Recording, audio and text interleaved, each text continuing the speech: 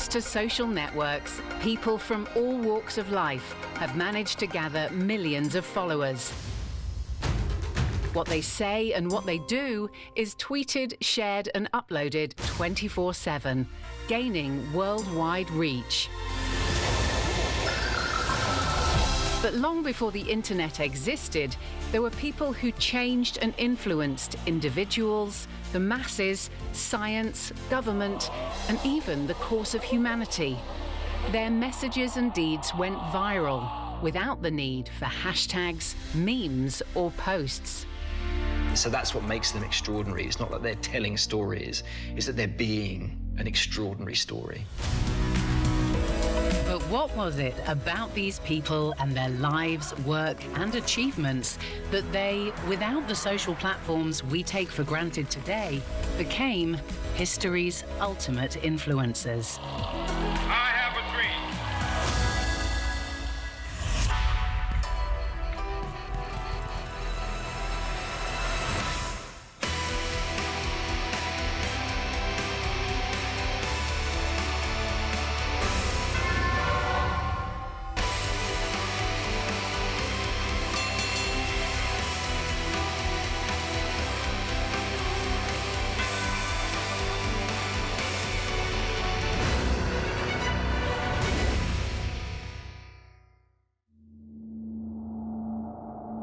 Long before the existence of social media, the press, television, film and radio radically transformed 20th century society. All these things increased the exposure and the opportunities for people to become famous, for people to influence others. So over time, it just kept increasing the consumption of media, what people got from media, how people interacted with media, and how much we relied on media. Frida Kahlo, Andy Warhol and Marilyn Monroe used the media to promote their work and themselves, achieving major influence on 20th century culture. Their legacy transcended their deaths and, in some cases, even grew exponentially after it, making them immortal icons of the art and entertainment world.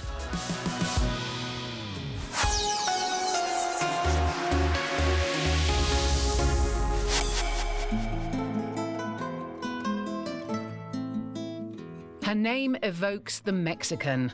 Her image transcends gender barriers, and her work has become a feminist symbol around the world. But how did Frida become a global legend? She was an incredibly colourful, fun-loving, vivacious character. So before she became famous as an artist, she was famous as a persona.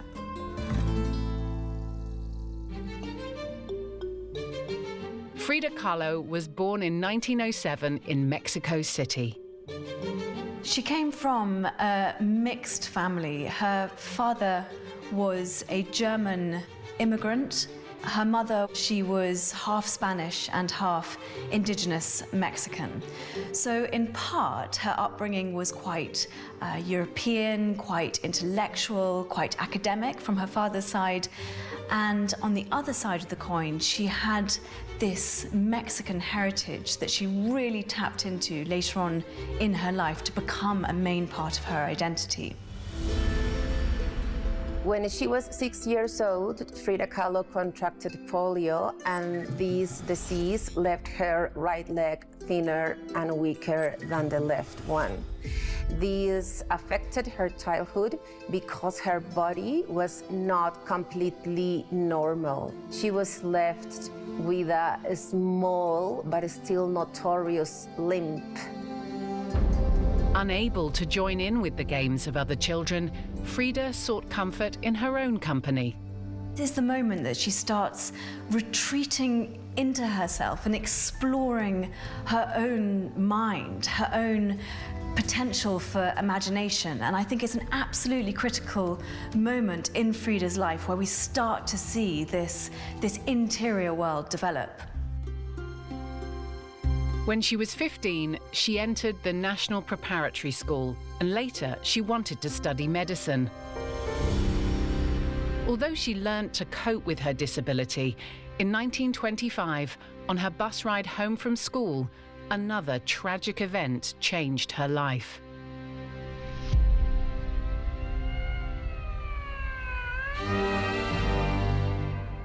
When she was traveling in this bus with her boyfriend, one of the street trolleys, as they were known, a tram, went absolutely thwacking into the side of the bus.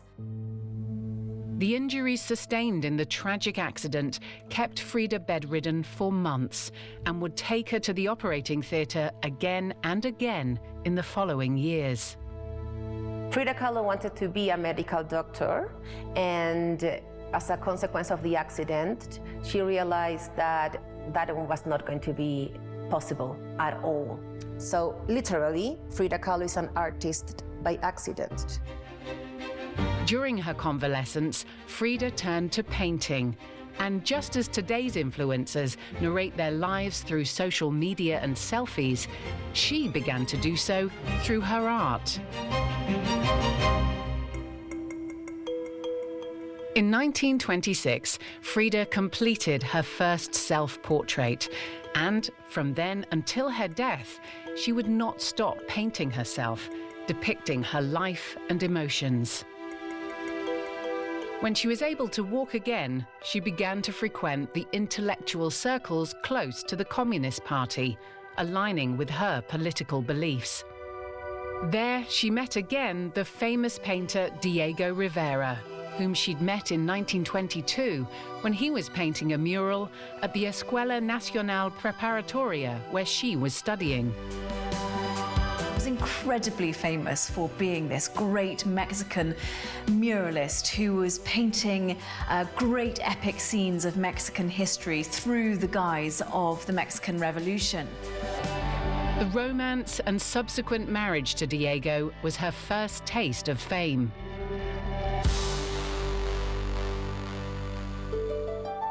The early years of her marriage are also her most productive.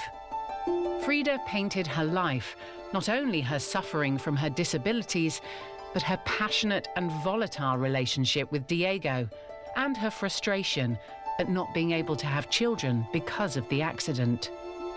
She clearly embraced and painted a lot of work about being feminine and the power of femininity, which seemed very important to her. I think that was unusual, also for the time, something that probably really engaged others.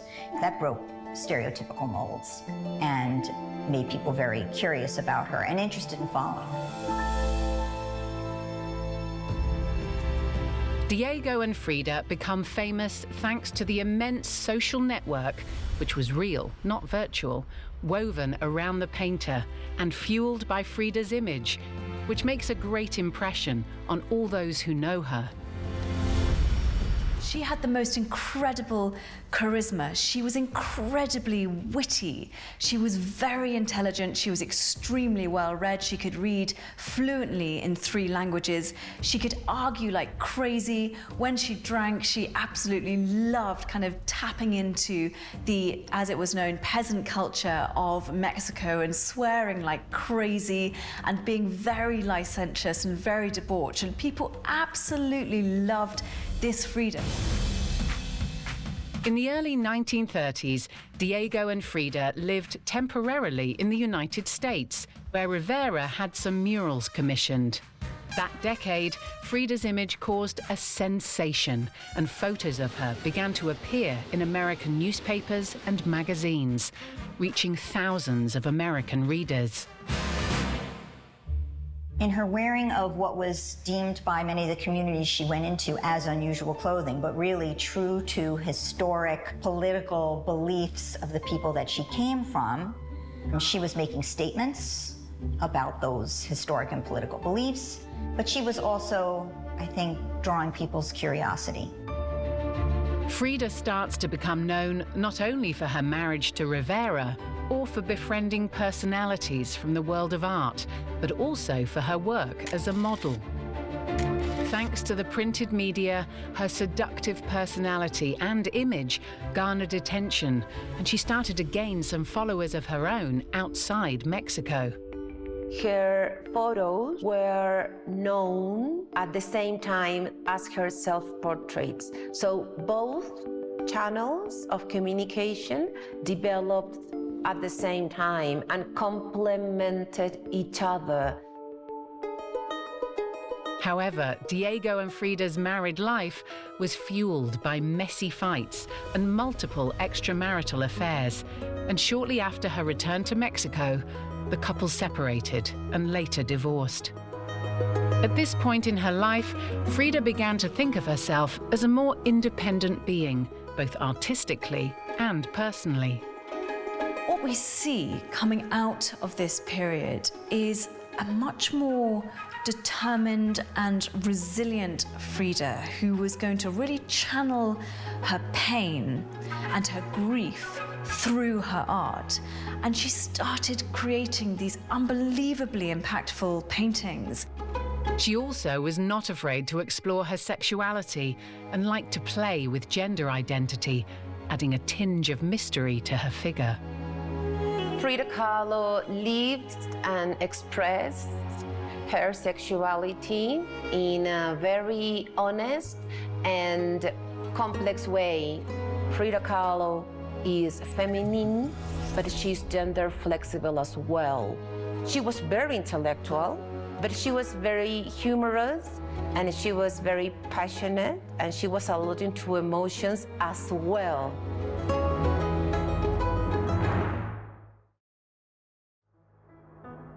In 1937, the publication of a series of photographs of Frida by renowned American photographer Tony Frizzle and an article about her in 1938 in Vogue, the most important fashion magazine in the United States, gave an unprecedented boost to her artistic career.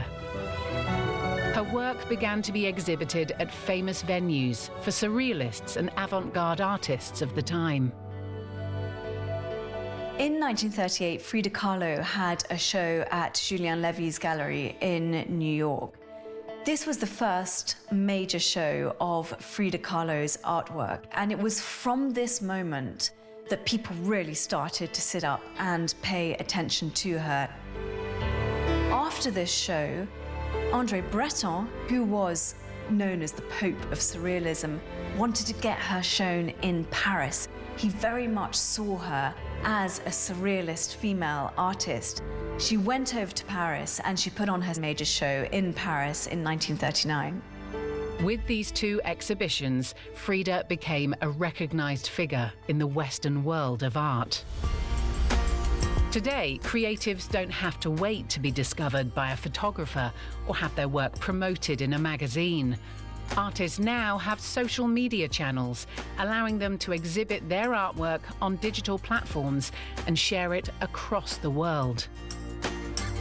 There's no doubt that Frida's work would be tagged in thousands, if not millions, of social media accounts. But it's not just Frida's artwork that would have been a social media sensation. Her personal life would have had Twitter in meltdown. Her love life had its ups and downs, but it's Frida's tumultuous love affair with Diego and the all-consuming romance between them that never faded. In 1940, the magnetism between them was still strong, and they remarried. The couple continued to rub shoulders with important figures of the global artistic avant-garde. Her self-portraits sold well, and her legend was already beginning to take shape in the 1940s. However, her works were not yet exhibited in the great museums of the world. In fact, it was not until 1953, when her health was deteriorating, that Frida had her first and only solo exhibition in her homeland of Mexico. That everyone was in the exhibition, everyone was there looking at her paintings, not expecting her to come, and she did. And the show became very much about Frida the persona, not her artwork. It was all about Frida herself, and I think that's exactly how she would have wanted it to have been. Months later, a pulmonary embolism ended the life of one of the most important Mexican artists in history. Frida Kahlo died in 1954 when she was 47 years old. And what had happened was that her body had ultimately given up by this point. From her early 30s, she was no longer able to sustain the injuries that had happened to her in 1925. A funeral tribute was paid to her at the Palacio de Bellas Artes, a prominent cultural center in Mexico City, where Frida had always wanted to have a personal exhibition. More than 20 years later, in 1977, a retrospective of her work would finally fulfill her dream. Even in death, she continues to inspire people and artists from all over the world. It wasn't until the 70s that the star, the celebrity Frida Kahlo was born.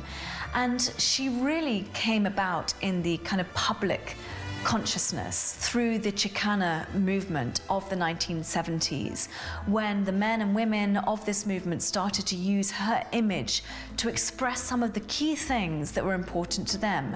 Bisexuality for one, feminism for another, the promotion of indigenous cultures, third of all. The study of Frida's work in Britain and the United States during the 1970s made her a symbol of feminism. Years later, the gender flexibility present in her life and paintings also brought her closer to the LGBTQ+ community. In many ways ahead of her time, it was only decades after her death when issues like identity, gender flexibility, and diversity started to become mainstream that her legacy became popular around the world. From that moment on, the cult of Frida begins, and through the 80s and the 90s, everyone wants a bit of Frida, and then come to the 2000s, suddenly she hits the mass merchandise market in a major way. The new millennium brings with it Frida mania. At least a dozen books are written about her, and her life is brought to the big screen in 2002 in a film that grossed almost $60 million worldwide and was nominated for 6 Academy Awards, catapulting the popularity of Frida's image and paintings. The whole world now knows who Frida is, and her fame grows so much that, at the beginning of the 21st century, the Frida Kahlo Corporation is created to protect and market the artist's legacy, now also a registered trademark. The world needed this extraordinarily powerful and determined character to show people, to inspire people how to respond when you're struck with such terrible adversity, how to carry on living, how to make the most of your life, how to use the body that you have to be able to live life to the full. Frida Kahlo is the most sought-after Latin American artist of all time. Her paintings are auctioned for millions of dollars and exhibited in the most important museums around the world. Frida Kahlo found a path of connecting with others, investigating her own image and giving it away to others. Her work is a profound vision on the theme of identity, a theme very much in vogue in our times, but not so frequent in hers. Perhaps that's why it took so long for her influence to explode worldwide.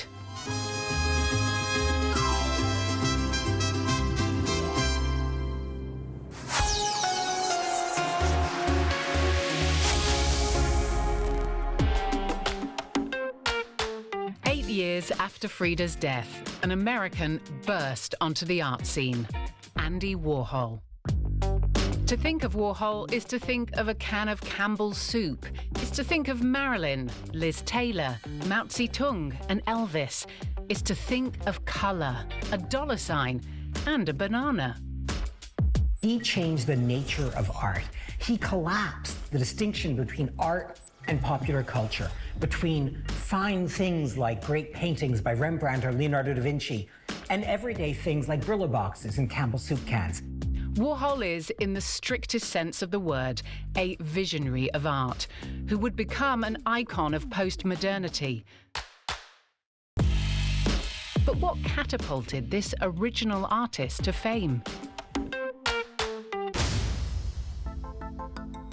Born in the suburbs of Pittsburgh, Andy Warhol was the second of three brothers, sons of Slovak immigrants who arrived in the United States at the beginning of the 20th century. Andy Warhol grew up in real poverty. His father actually worked in a coal mine for a while before working in construction, and his mother was a cleaner. At the age of 8, he contracted rheumatic fever, an illness that in many cases can be serious. He more or less recovered from that, but it became a neurological condition called Sydenham's chorea, and it left him shaking terribly. Almost uncontrollably, it affected the way he could talk. It made him, as you can imagine, the butt of jokes at school. He missed a huge amount of school. But spending all that time by himself would be the catalyst for the artist within to come out. His mother, Julia, did everything she could to accommodate his early interests, particularly in creative pursuits. So she often made sure that the boys would have plenty of inspiration for drawing, from cartoon strips to journals to magazines too. And Warhol was really nurtured in that sense. Little Andy created a world around his bed where his drawings, the radio programs he listened to, and his collection of pictures of Hollywood stars became his best friends. Knowing that later on, advertisements, celebrity images, and consumer culture, and even things like, for example, product packaging would become such a big source of inspiration for Andy Warhol, it's not surprising that this could have all resulted from his childhood experiences. Eventually, he recovered, and Warhol was able to continue to develop his artistic talent at one of the most prestigious institutions in his hometown. Warhol was also the only member of his family to actually go to college and study, and in 1945 he actually enrolled in the Carnegie Institute of Technology, where he studied pictorial design. Shortly after finishing graduation, he actually moved to New York. The Big Apple was the epicenter, not only of the advertising world, but also of art and culture in the United States. Andy Warhol arrives in New York in 1949 and almost immediately gets work for the best magazines. He's got this beautiful, lively style. He develops this special way of drawing that makes his drawings have an incredible amount of life. His line is kind of jagged and broken, and that makes him very popular. He soon moved from shoe advertising campaigns to designing album covers for RCA. Without a social media account to publish his work, Andy relied on old-fashioned networking and decided to reach out to New York's circle of avant-garde artists. In the early 1960s, really that was when Warhol's career as an artist started to gain momentum. With a series of works that he created of soup cans, of different cartoon illustrations, of elements from popular culture and commercial culture, that's where he really became recognized as an artist. In 1962, Andy Warhol opened his first exhibition in California, where he unveiled his work, Campbell's Soup Cans. 32 almost identical paintings of Campbell's soup cans, and it creates a huge furore. The critics go crazy. They think it's the worst art they've ever seen in their lives. The art world wasn't quite ready yet for his revolutionary approach, but while that might have been a setback for some artists, Warhol took advantage of the controversy, and months later he made his debut at the Stable Gallery in New York, where he presented his Marilyn diptych and several other works. By the end of the 1960s, Andy Warhol was already one of the most important representatives of pop art. His works were exhibited in the galleries of New York, and both his work and his person were widely commented on by the media. he was always pretending to be a naif when he was actually a sophisticate. He always pretended to be an outsider when he was really the consummate insider. And it was that act of acting that mattered so much. And he really got the entire media machine to go along with him. Years after the success of the soup cans, Warhol still refused to talk about the meaning of his work.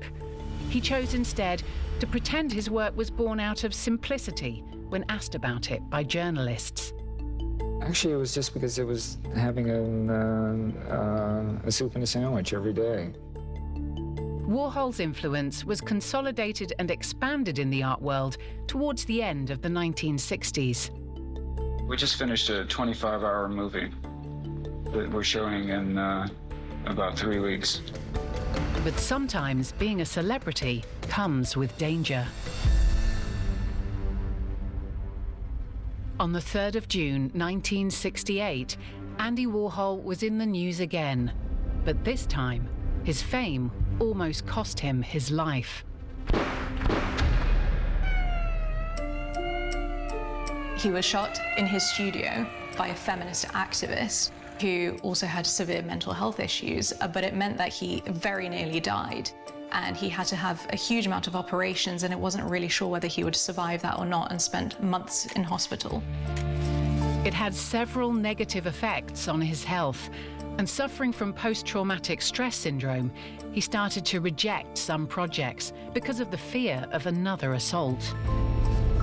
The way things happen in New York now, it's like being in a Western movie. I mean, it's just so scary. Nevertheless, with the passing of time, Warhol continued with his successful career, developing his art and cultivating his image, which appeared frequently in the press and on television. To the media coverage he already enjoyed, Warhol released in 1979 his own publication, Interview, a magazine in which he himself conducted interviews with the great celebrities of the time. He becomes one of the icons of 60s culture, of 70s culture, of 80s culture. He becomes this sort of permanent icon of American culture, an icon that keeps changing. In the 70s and 80s, Warhol built up a very exclusive circle of followers and friends who also helped him to expand his fame beyond the art world. Prominent figures of the New York underground scene, such as actress Edie Sedgwick, singer Lou Reed, renowned fashion designers like Halston, and celebrities of the time, such as Mick Jagger, Elizabeth Taylor, Michael Jackson, Liza Minnelli, and intellectuals, such as novelist Truman Capote, were frequently photographed with the artist. If you were at a dinner party and you could have one person on the left and one on the right, who would that be? Halston, Elizabeth Taylor. Why? Oh, they're both wonderful. What is it about Elizabeth Taylor that's so wonderful? Well, she talks a lot. And so does Halston. So therefore, you don't have to have the burden of the conversation. Yeah, they usually talk to each other. Just as celebrities and influencers post in an instant what they're up to or who they're with on social media, Warhol at that time used all the tools he had to get noticed and make headlines. He was always to be seen in fashionable places, such as the internationally renowned New York discotheque Studio 54, surrounded by other illustrious figures of the moment. He became this weird figure who, though he was an artist, and though his performance was part of the art world, it leached out of the art world into the rest of popular culture. And it's that weird overlap that's so influential that affects all the artists that come afterwards. You can't really, in the 21st century, just be an artist. You're also pretty likely to be a larger figure in the culture. Warhol transcends the usually very closed art world to become a celebrity on a par with any of the great film stars he spent time with. And his wit and self-confidence constantly attracted media attention. Andy Warhol is his own greatest creation.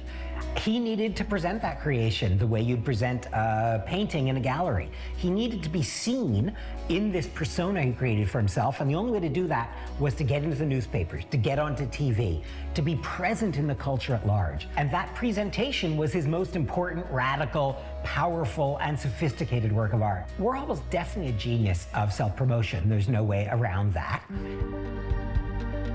In the 1980s, he was already recognized as one of the greatest figures in the art world. But towards the end of the decade, tragedy struck Andy Warhol one final time. Andy Warhol died very young at the age of 58 after gallbladder surgery, and there were complications stemming from that.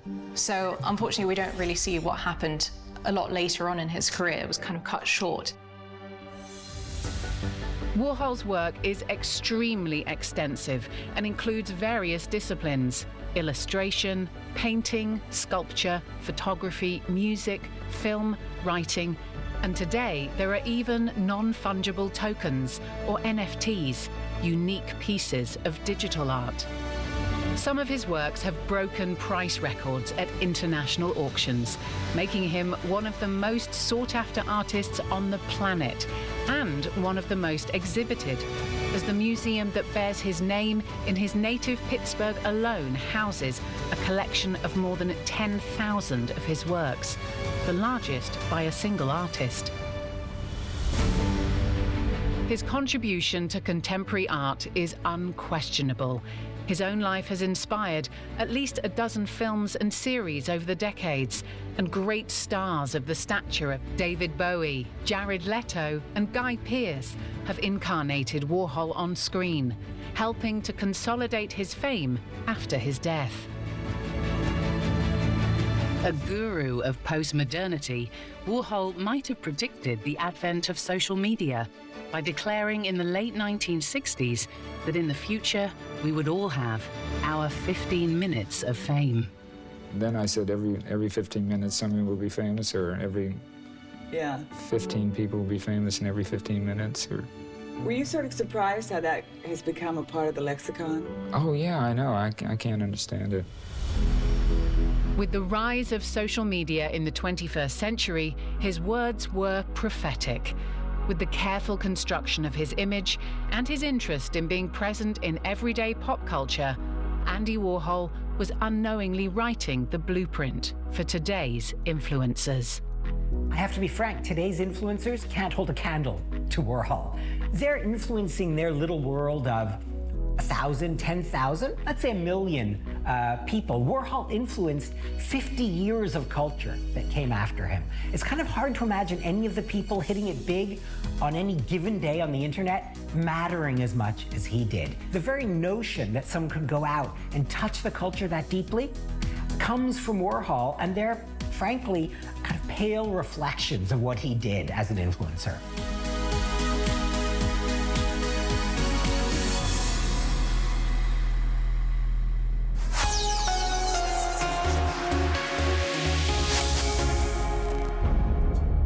Warhol portrayed her.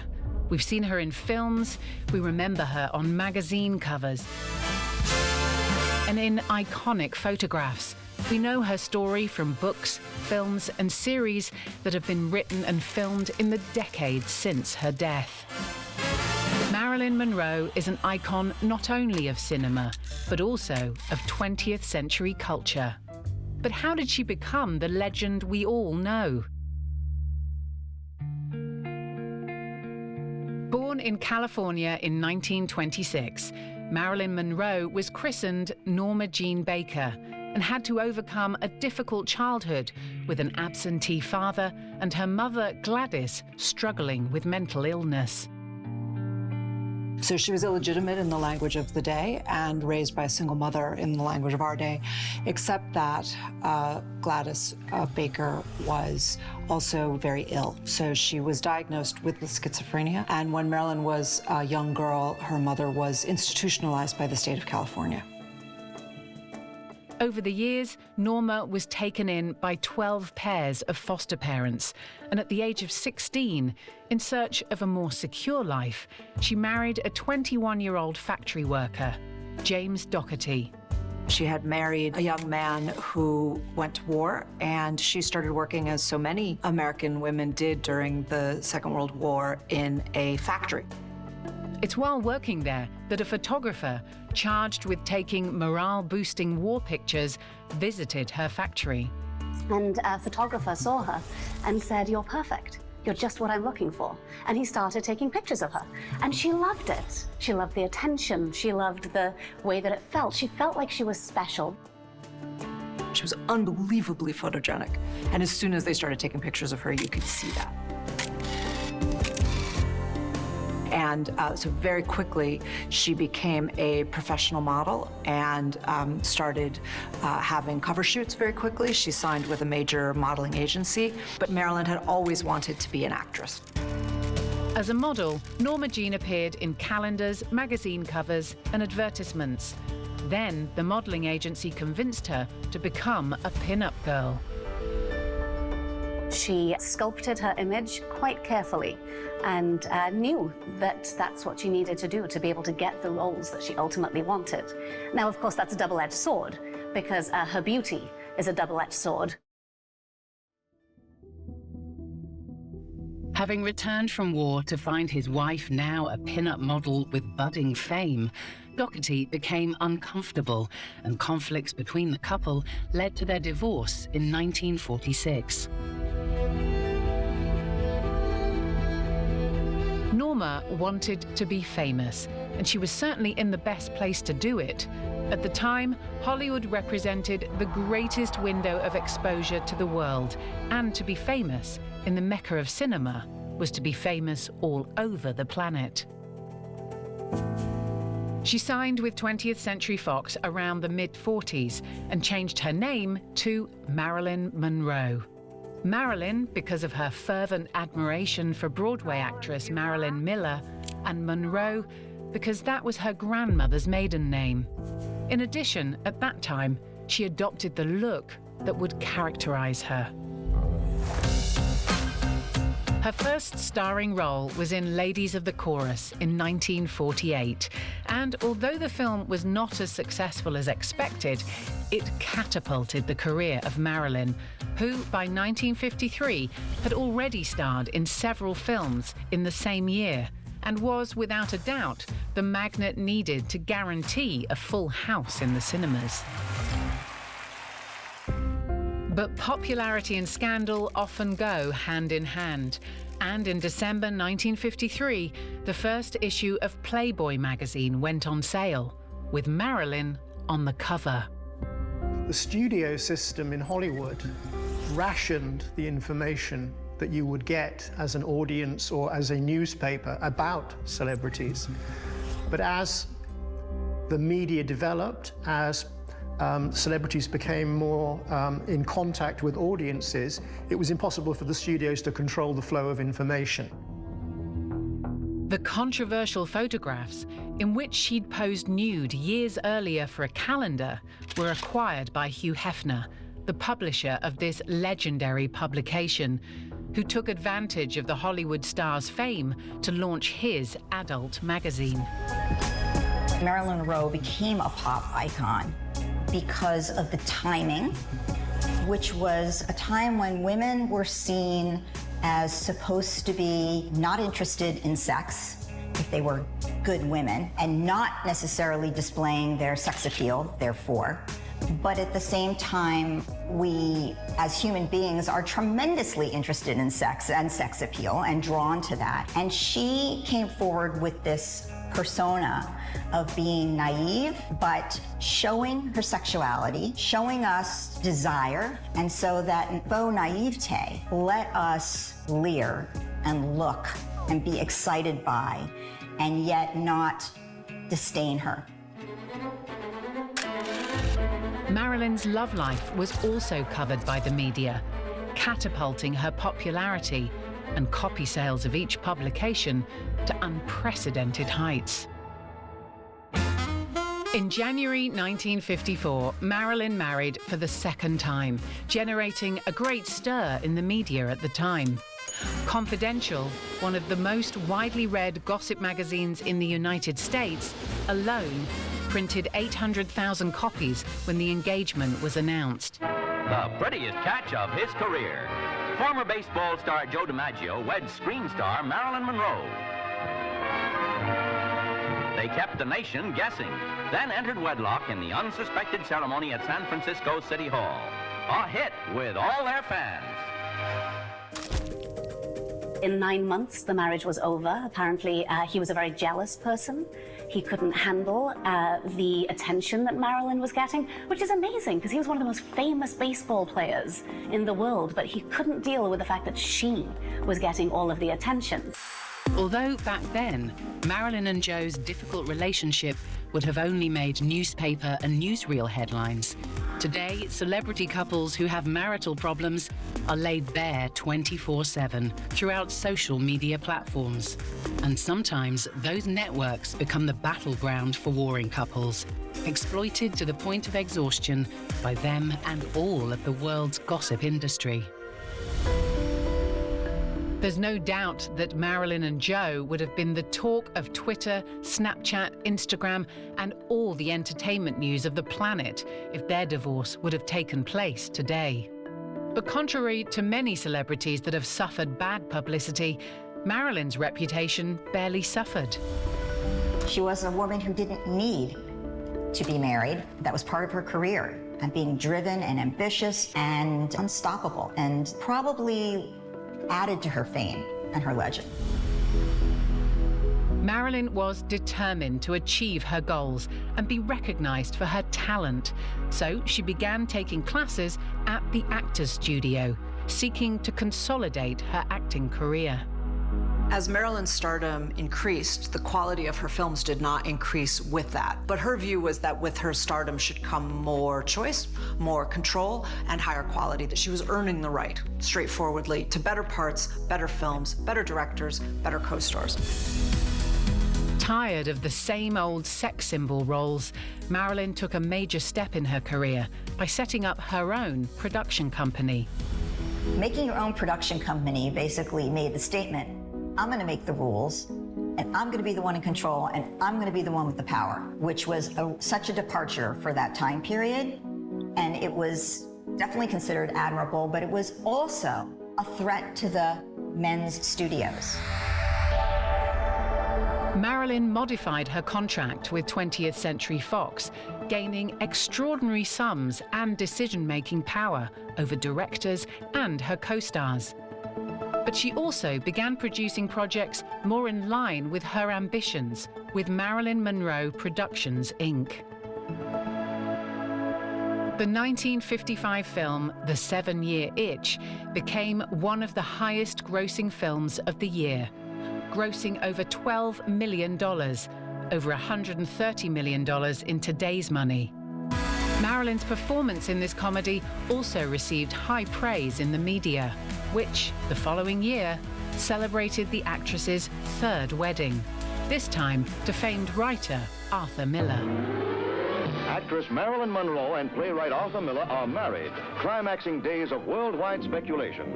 The happy couple poses for a battery of feverish photographers at their honeymoon retreat, the Miller Farm in Roxbury, Connecticut. But a lot of their fans didn't understand how Marilyn, the blonde bombshell, ended up with a famous intellectual, a Pulitzer Award-winning playwright like Miller. And I think this was a big shock to a lot of people.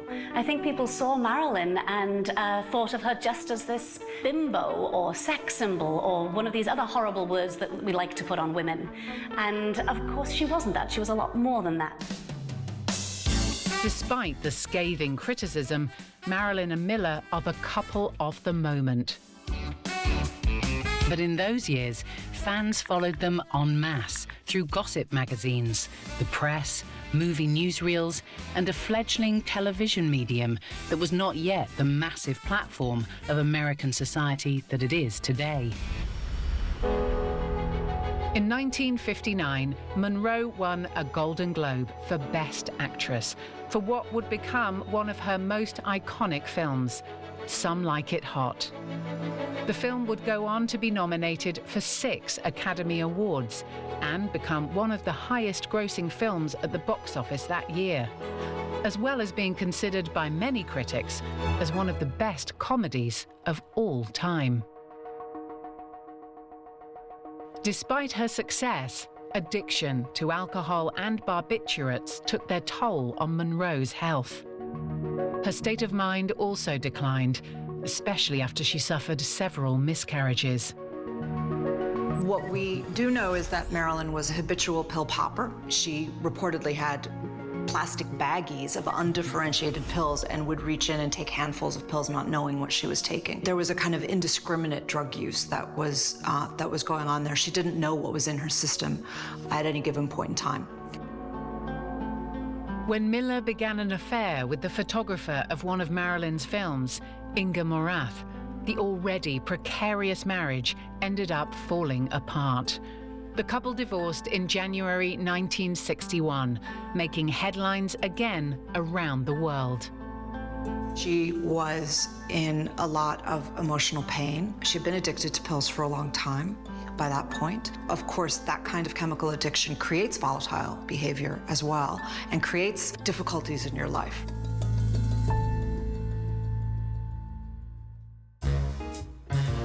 Undoubtedly, today Marilyn would have been exploited by the media as she went through this difficult time, and they would have played a part and profited from her sadness and struggles.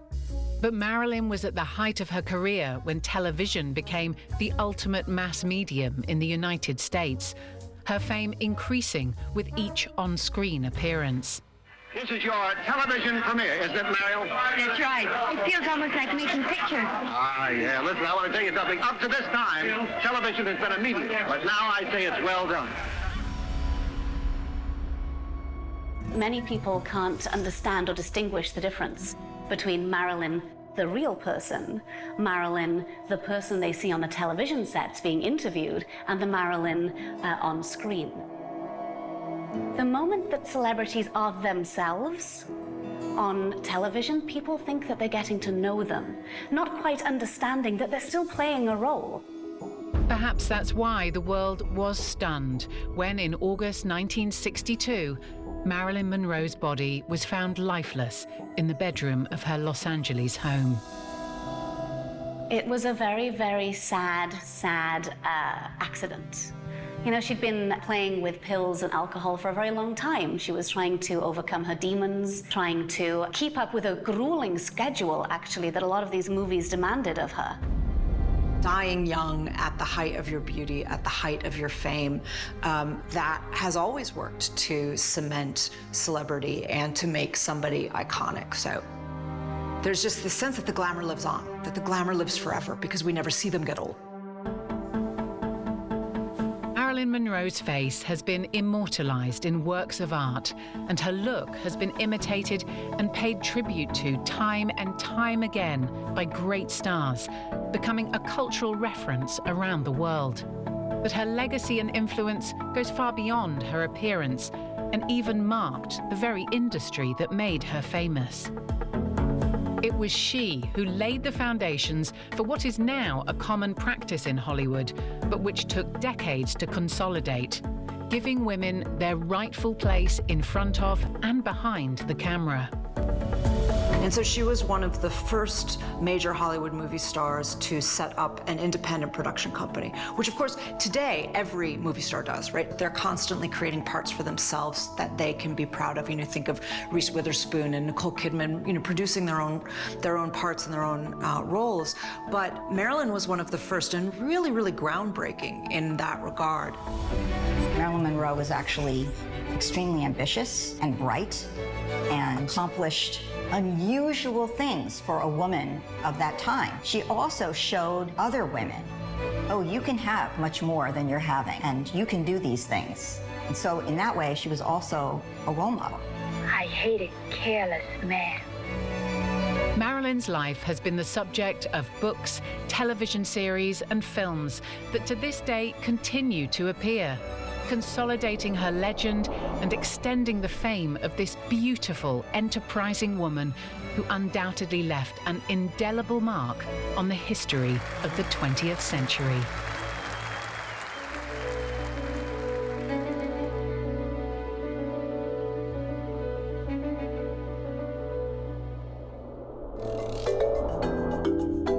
Frida, Warhol, and Marilyn took advantage of the media to stand out not only for their talent, but also for their personalities. It's interesting to imagine what Frida's Instagram account would be like, with a feed full of selfies and intimate personal stories. With her social networks, she may have continued to play with stereotypes, honing her image as a statement and sharing her art with the world. Perhaps Marilyn would also have made use of Instagram or other platforms to share content. I almost imagine that she maybe would create her own series on TikTok. I can imagine her doing a lot of Instagram lives talking to her followers. I also think that it would be a terribly double-edged sword for her. I think that the intrusion would exceed anything that she had experienced in her own life, obviously. And if Warhol were alive today, he might be a real influencer. He would definitely be on Instagram and he would take a lot of selfies, and I think he would be amazed at all the different filters that are available. He actually frequently drew on top of his passport photos to try and get more chiseled features. Definitely I could see him having something like Instagram where he's able to apply all those beautifying filters. Frida Kahlo, Andy Warhol, and Marilyn Monroe had a significant influence on 20th century culture and beyond, and can undoubtedly be considered part of history's ultimate influencers.